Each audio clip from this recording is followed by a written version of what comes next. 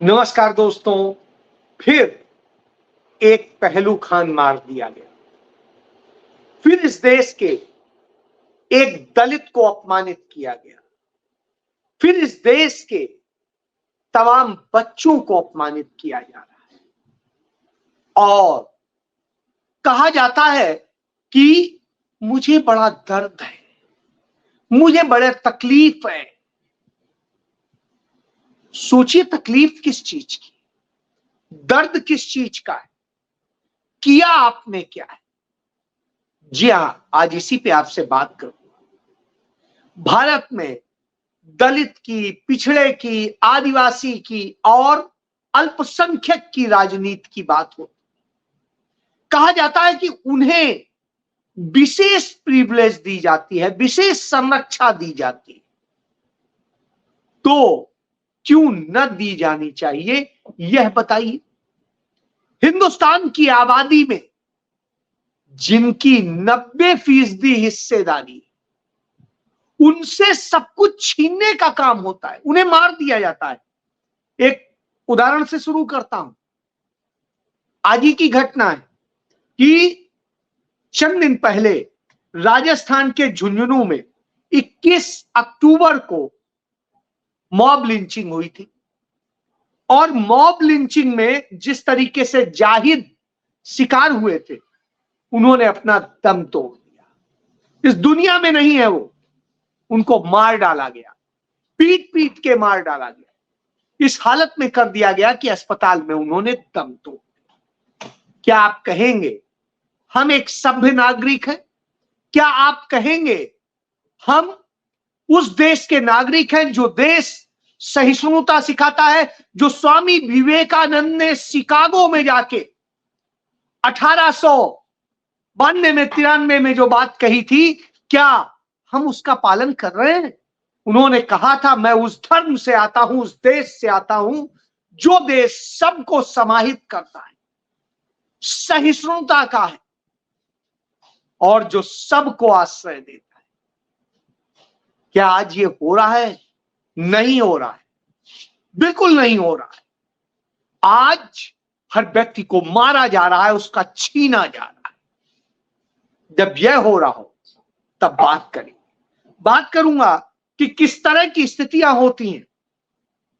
तमाम बड़े सिविल सेवा के पद पर, जिसे लोक सेवक कहते, जो नौकर होता है जनता का, उसमें एक कलेक्टर है, आईएएस अधिकारी है राजस्थान में, महिला है, गायत्री राठौर नाम है। उसके पास में तमाम युवा अभ्यर्थी अपनी समस्या लेके जाते हैं और अधिकारी के पास जाकर के कागज दिखाते हैं, सब दिखाते हैं, तो वो महिला अधिकारी क्या कहती, क्या सरकार से पूछ के पैदा हुए थे? ये देखिए,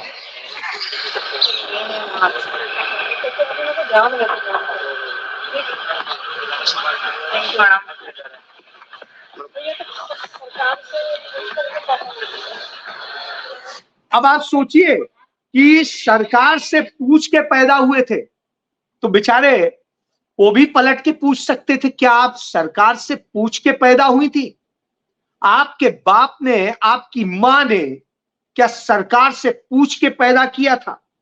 नहीं कह पाएंगे, क्योंकि वो बेचारा पीड़ित है, दबा कुचला है, इसलिए उसकी बात कौन सुनेगा, कौन कहेगा। और जब यह बात आती है तो एक और घटना का जिक्र कर देता हूं। गुजरात में जिला है महिसागर और यहां पर नेहा दुबे जो कलेक्टर है, वो कलेक्टर साहिबा, आप ये दिखाता हूं मैं, ये कलेक्टर साहिबा है और ये कलेक्टर साहिबा कहती हैं जिस तरह से, ये देखिए आ रही है, आपको मिल जाएगा। ये कलेक्टर साहिबा दलित समुदाय के लोगों को और सबके लोगों को जिस तरीके से गाली देती हैं, जिस तरीके से वो कहती हैं, ज्यादातर महिलाएं 498 के तहत फर्जी केस रजिस्टर कराती हैं। ये नेहा कुमारी दुबे जो हैं, वो कहती हैं वकीलों को जूते लगाने चाहिए और न जाने क्या क्या। अब आप एक बात बताइए, इसी तरीके से आपको मैंने पहले बताया था, राजकुमार पांडियन है जो वहां पर आईपीएस, जो फर्जी इनकाउंटर मामले में 7 साल जेल भी काट चुका है, वो किस तरीके से ऐसी नफरत फैलाने की और सबकी बात करता है, दलित समुदाय के लिए करता है। सवाल तो उठता है, लाजमी है कि आखिर क्या है। राहुल गांधी इसीलिए सामाजिक न्याय की बात करते हैं, इसीलिए उस बात के लिए लड़ते हैं जो वास्तव में कांग्रेस का मूल एजेंडा है, कि हर व्यक्ति को न्याय मिलना चाहिए, हर जाति को न्याय मिलना चाहिए। उदाहरण बता देता हूं, हिंदुस्तान के इतिहास में यदि आप देखेंगे, सबसे पहले कांग्रेस पार्टी ही है जिसने दलितों को हक देना शुरू किया। सबसे पहले संविधान बनाया, संविधान बना के सबको हक कैसे दिया जाए उसको लेकर के पूरी व्यवस्था की। लोग जानते नहीं हैं, लेकिन वो जान लें कि आंध्र प्रदेश में दामोदर संजीवैया थे, वो पहले दलित मुख्यमंत्री थे, पहले दलित मुख्यमंत्री हिंदुस्तान के इतिहास में वो कांग्रेस ने दिया था। भोला पासवान शास्त्री थे बिहार में, पहले दलित मुख्यमंत्री बने थे, कांग्रेस ने दिया था। राम सुंदर दास बिहार में पहले दूसरे जो है मुख्यमंत्री थे दलित, वो भी कांग्रेस ने दिया था। राजस्थान में जगन्नाथ पहाड़िया दलित मुख्यमंत्री थे, कांग्रेस ने दिया था। और उसके बाद महाराष्ट्र में सुशील कुमार शिंदे दलित मुख्यमंत्री थे, इन्हें देश का दलित गृह मंत्री भी देश का बनाया। तो आप सोचिए, ये थे। और इसके बाद में आप याद करिए, चरणजीत सिंह चन्नी पंजाब में पहले दलित मुख्यमंत्री थे, आज तक वहां किसी ने डिप्टी सीएम तक नहीं बनाया है। ऐसे ही देश में भाजपा ने आज तक एक दलित सीएम नहीं बनाया है। तो आप सोच लीजिए कि ये कहते हैं कि हम बड़े हित चिंतक, जिन्होंने डॉक्टर भीमराव अंबेडकर का पुतला फूंका था और उन्हें वो किया था, ये भाजपाई, जो उन्हें अपमानित करते हैं वो भाजपाई। तो इससे आप समझ सकते हैं, इस देश का पहला दलित प्रधानमंत्री मुख्य राष्ट्रपति वो कांग्रेस पार्टी ने बनाया, के.आर. नारायणन। पहली दलित स्पीकर कांग्रेस पार्टी ने बनाई, मीरा कुमार। और इसके अलावा आप देखिए, कांग्रेस पार्टी के अपने खुद के राष्ट्रीय अध्यक्ष दामोदर संजोया पहले दलित मुख्यमंत्री वो अध्यक्ष थे। उसके बाद में जगजीवन राम दूसरे दलित अध्यक्ष थे। फिर मल्लिकार्जुन खड़गे मौजूदा अध्यक्ष, वो दलित है, ये देखिए। इसके बाद में Dalit chief justice of India Congress ने ही बनाया, के.जी. बालाकृष्णन। तो आप बताओ, दलितों को सम्मान किसने दिया? क्या मायावती ने दिया है? मायावती ने उनके वोट बेचे हैं, सौदा किया है। क्या भाजपा ने बनाया है? आप बताइए। नहीं, एक 100 पीस जरूर बनाया था राष्ट्रपति के पद पर, और जिसे बनाया था आप जानते हैं वो आज तक किस तरह से उससे राष्ट्रपति पद की गरिमा गिरा करके कमेटियों का उसको चेयरमैन बनाया जा रहा है और वो काम कराया जा रहा है। जबकि राष्ट्रपति का पद ये होता है कि उसके बाद उसे कुछ करना नहीं, जिंदगी भर जब तक वो जीवित रहेगा उसी प्रोटोकॉल से रहे, एक राजा की तरह रहे, सरकार उसके खर्च उठा। लेकिन साहब यहां पे तो मोदी को सलाम करने आना पड़ेगा वाली स्टाइल में। इसी तरीके से मुस्लिम्स की यदि बात करें, अल्पसंख्यकों की बात करें, तो कांग्रेस के अलावा किसने दिया है उन्हें? किसी ने नहीं। देश के पहले यदि बात करेंगे तो मुख्यमंत्री भी बनाया कांग्रेस ने मुस्लिम इस देश में। इस देश में कांग्रेस ने ही इस देश में सदर रियासत भी बनाया और कांग्रेस ने ही इस देश के पहले शिक्षा मंत्री भी मुस्लिम बनाए, राष्ट्रीय अध्यक्ष भी बनाए, और भी बहुत कुछ। तो आप इससे समझिए कांग्रेस के अलावा किसने दिया, किसने किया?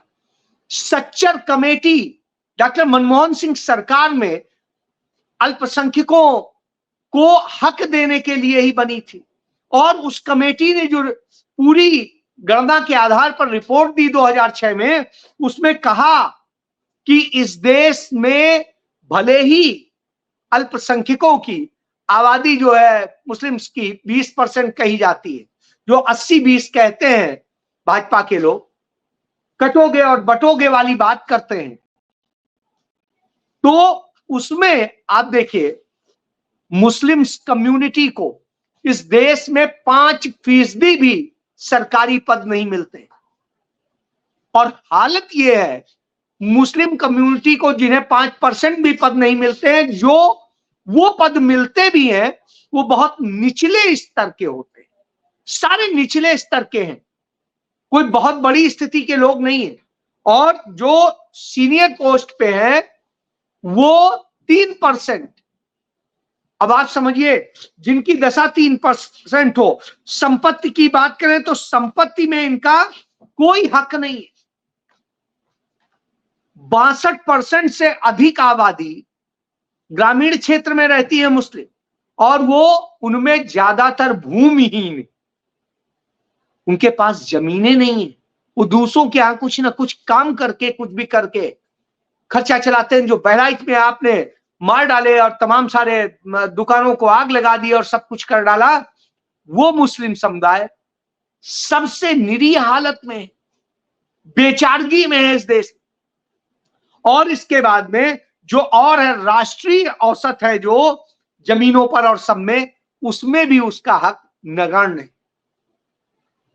यह तब स्थिति है जब हिंदुस्तान में 1000 साल से अधिक मुस्लिम्स का राज रहा, उन्हें कोई संपत्तिवान नहीं बना दिया, उन्हें कोई नहीं बांट दिया, उन्होंने न्याय के अनुसार बांटा था।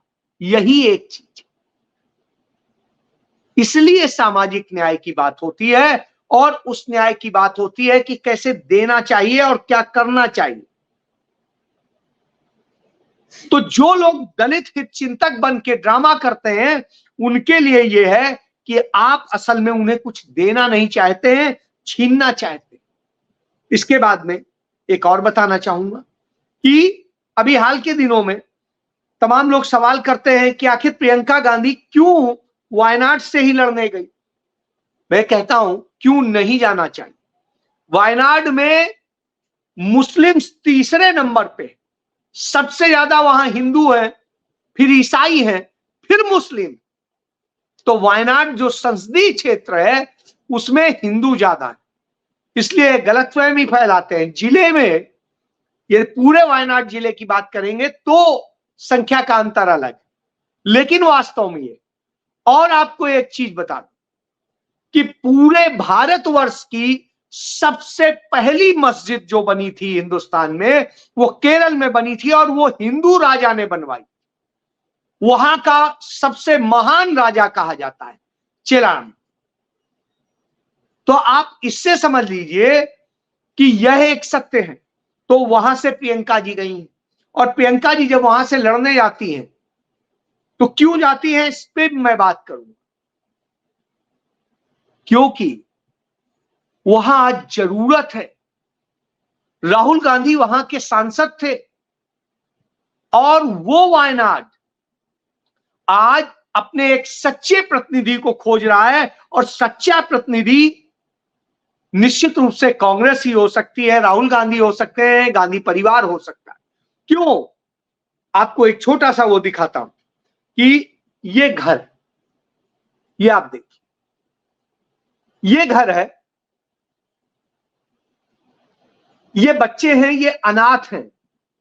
अभी जब वहां पर जल प्रलय आई थी, उस प्रलय में ये घर पूरे तबाह हो गए थे, मर गए थे, इस परिवार के सारे लोग मर गए। राहुल गांधी ने 100 से अधिक घर ऐसे अपने पैसे से बनवाए, और इन पैसों से बने इन घरों में ये जो बच्चे रह रहे हैं आज इनका ये सहारा बने। सोचिए आप, नरेंद्र मोदी ने एक घर किसी का अपने पैसे से बनवा के दिया हो, अपनी पार्टी के पैसे से दिया हो या किसी तरह दिया हो, किसी का चला रहे हो। राहुल गांधी इस समय भी करीब 500 बच्चे हैं जिनके पढ़ने लिखने खाने पीने कपड़े सबका ख्याल रखते हैं अपने बूते। तो इससे आप जान लीजिए यह वह परिवार है, इसलिए वहां गया है क्योंकि इसकी जरूरत। लेकिन यहां नफरत फैलाने वाले लोग जो एक समय में 24 साल पहले गुजरात में जो गुजरात मॉडल शुरू किया गया था वो आज यूपी मॉडल बन गया, नफरत फैलाने का क्रम बन गया है, हिंसा मॉब लिंचिंग और सारी चीजें हो रही। और इस नफरत के दौर में जो वोट बैंक तैयार करने की कोशिश है वही इस देश की बर्बादी।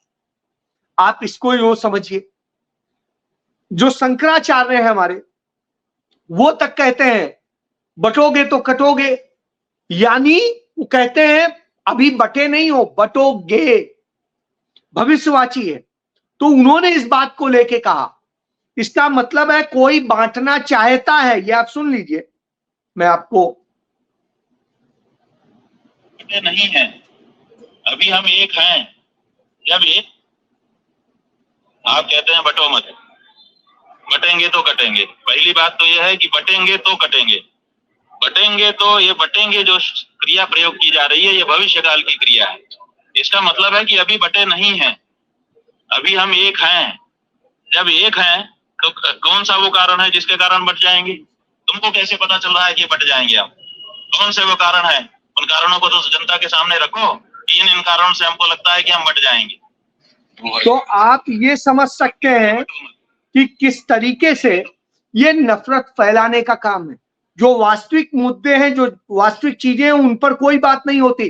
रायबरेली में एक घटना होती है, ये तो हिंदू महिला थी, क्यों हो रहा है? एक फौजी की पत्नी थी, रायबरेली में पैसेंजर ट्रेन से जा रही थी, लूटा गया और सब कुछ करने के बाद उसे ट्रेन से फेंक दिया गया, गिरती है, अपाहिज हो जाती है, मरणासन्न है।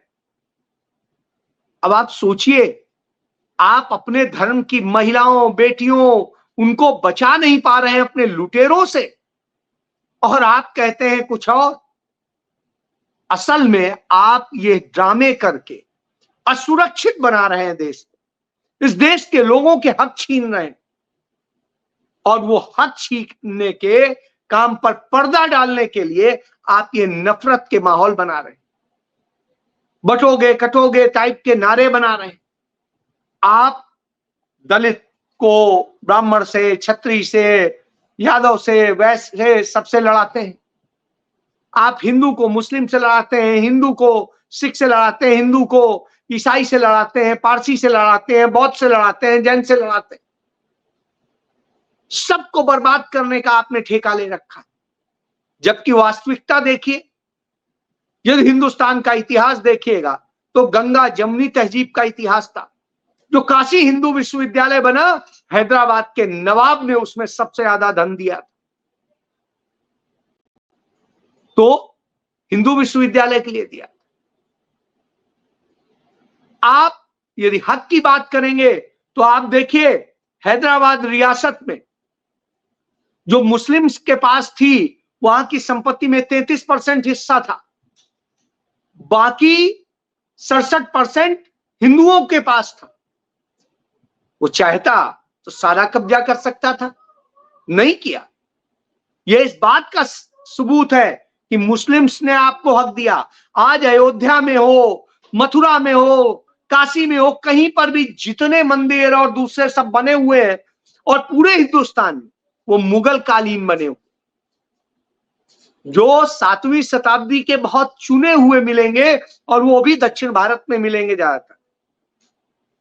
उत्तर भारत में तो मुगलिया सल्तनत के दौरान, मुस्लिम सल्तनत के दौरान ही इन मंदिरों का विकास हुआ। यानी उन्होंने आपको इतना सेक्युलरिज्म दिया था, और आप नफरत फैलाने का काम करते हैं। उन दलितों ने, सबने मिलकर उसके लिए काम किया था। आज उनको आप मार के उनका हक छीनना चाहते हैं। इसीलिए राहुल गांधी की जरूरत है, इसीलिए प्रियंका गांधी, गांधी परिवार की और कांग्रेस की इस देश को जरूरत है, क्योंकि न्याय तभी मिलेगा। बाकी किसी ने न्याय नहीं दिया है, चाहे मायावती रही हो, चाहे कोई और रहा हो। मुस्लिम लीग ने भी न्याय नहीं दिया, तो न्याय सिर्फ कांग्रेस ने दिया था, दिया है, और देने की बात राहुल गांधी करते हैं। इसलिए हमें सच पहचानने की जरूरत है, नहीं तो तमाम जुनैद, तमाम रामचेत, तमाम जैसे ऐसे लोग मार दिए जाएंगे मॉब लिंचिंग में, और हम रोते रहेंगे, हम बर्बाद होते रहेंगे।